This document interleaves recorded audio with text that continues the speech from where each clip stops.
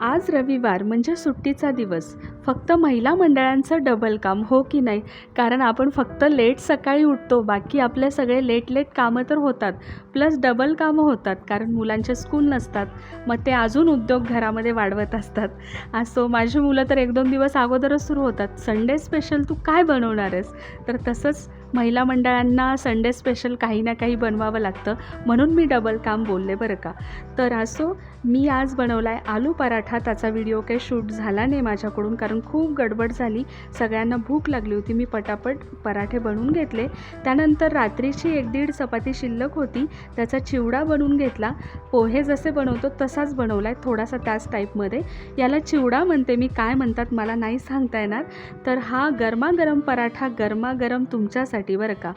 मस्त याला बटर लावलं आहे. चला या खायला. कसा झाला नक्की सांगा आणि सबस्क्राईब करा. Bye bye.